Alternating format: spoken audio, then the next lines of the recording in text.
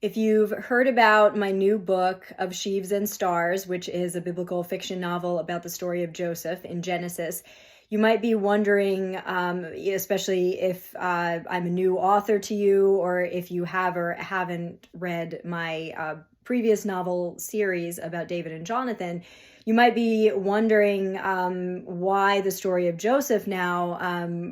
What is the criteria that Jubilee uses to decide what to write next? Is it just her favorite stories, or what she feels is it's the time for? And yes, a little bit, but I really want to share with you a little bit deeper into that question, because what you may not know is that this past year, 2022, when I began exploring the idea of picking up this novel to be my next project, the first thing you don't know is that I have been carrying the story of Joseph my entire life. It is something that was put on my heart in a special way from a very young age, and it took a while for it to grow into a need to write a novel, and then it grew over so many years. It just kept pace with my growth, and it was never quite the time to fully realize it, but I was growing along with the story, and it was mostly, the story was like training wheels for me. It was like a walker or something for me to hold on to. It was just something that was always growing me. And finally, I felt like this past year it was time to, it had matured. The story had matured to the point where I was ready to give it away. And so I started working on it again. Like, it just needed some editing and finishing. And God had given me pieces of it at different times throughout my life over the years. And so I believe he was very purposeful about why he gave me certain insights at certain times. But in 2022, I decided it was time to, officially get the project ready for publication. And the other thing now we come to the other thing you don't know. Throughout 2022, for some reason, and this is just the kind of irony, God knows, this is the kind of irony I hate. For some reason, 2022 was the year of the Joseph novel. I previously only knew of maybe 2 or 3 biblical fiction novels about the story of Joseph, and some of them I liked, some of them I didn't like for different reasons, but I only knew of a few, and they were far apart in years. Like one from the early 90s, one from the mid 90s, one from the 2000s, like very far apart. In 2022, new authors, seasoned authors, about 6 people came out with novels about Joseph. And while I was still trying to wrestle through a very difficult year personally, and wrestle through writing this novel while being promoted at work and dealing with all this personal stuff and seeing how am I going to actually publish this one, that felt like an incredible blow to my spirit. I felt like it was the cruelest irony possible. And I kept thinking, people are going to think that I'm just jumping on some kind of bandwagon, that, oh, I just need to, publish my own story of Joseph. But let me tell you, if I had known that, I've been carrying this for many years. If I had known that this would be the year that so many other people have been publishing stories of Joseph, if I had known that this would be the year that God wanted me to share mine with the world, share what he's given me with the world, I would not have done it. I would not have chosen this year. It's going to be 23, not 22, but I would not have chosen this year in my plan.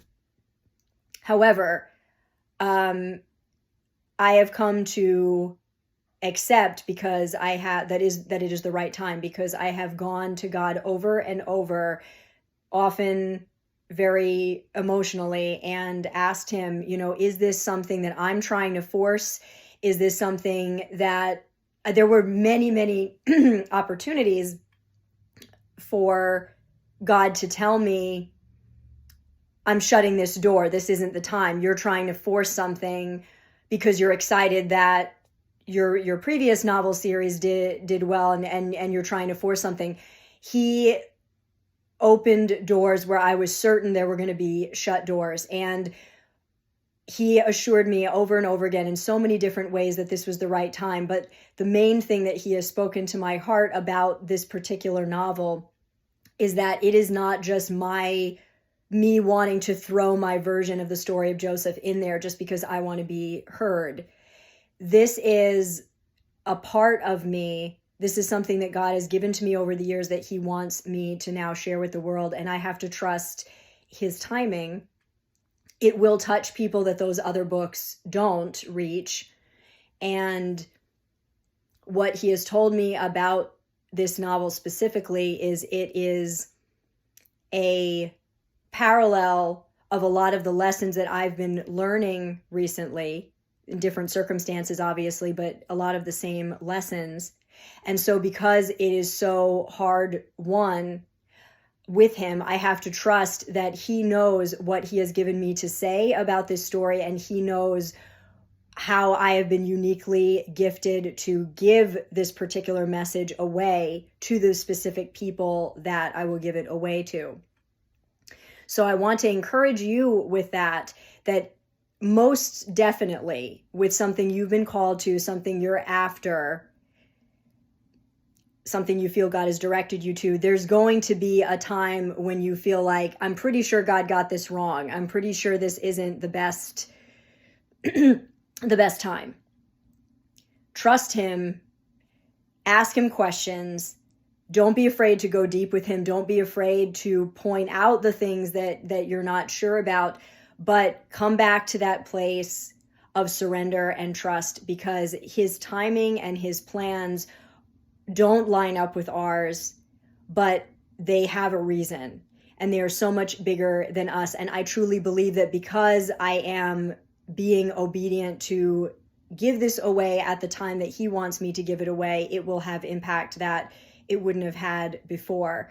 There is a lot of timing involved in this, and I truly believe that this book and this message will be a blessing to you, because this book was born out of my desire to not only figure it out.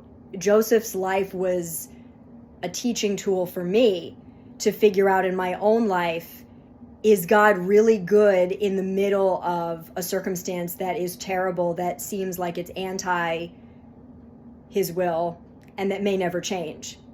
Is he good then? Is he good before the circumstances change? Is he good before the elevation and the redemption? And Joseph's life has taught me that. And so with something like that, how could I possibly be